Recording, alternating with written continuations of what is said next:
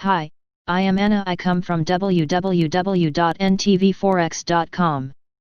Closing the gap. http ntv4x.com News ID 89713D 7/16/2020 7:19:05 p.m.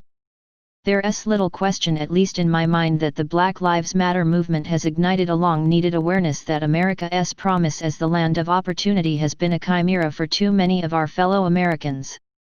I feel, however, that the movement's focus on policing and criminal justice issues is somewhat of a misdirection.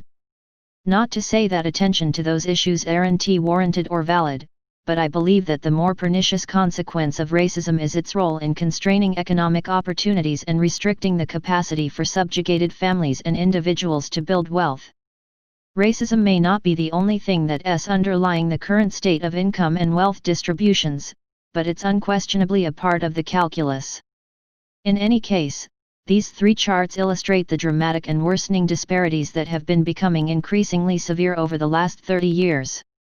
In fairness, these data don't include the effects of any governmental programs, so it may be somewhat of an incomplete picture, but it's hard to imagine that the effects of these programs, e.g., the Earned Income Tax Credit or food stamps, significantly alter the impression that life at the bottom is pretty tenuous, and life at the top is pretty cushy, and the differences are becoming more extreme.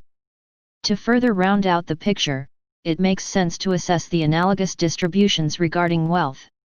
According to the Federal Reserve System, in the first quarter of 2020, 63% of household wealth was owned by the wealthiest 10% of all households, while the bottom half of households only held 6% of total wealth. By race, 83.4% of household wealth is owned by whites. Blacks, Hispanics, and other races accounted for 5.0%, 3.6%, and 8%, respectively. These breakdowns have been fairly consistent for more than the last decade. It would be nice to think that all wealthy households are self-made, but that's hardly the case. Thanks in part to the magic of compounding, wealth begets wealth, enabling those who've managed to build up savings to bestow what is in effect a birthright to their progeny. You can't blame families for insulating their children from economic hardships, but the practice clearly offers an advantage to these kids, relative to those coming from families that lack comparable resources.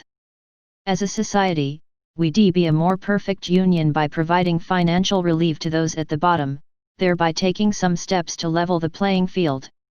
If not now, maybe after the election. Subscribe our channel to receive the news as soon as possible. Thank you for watching.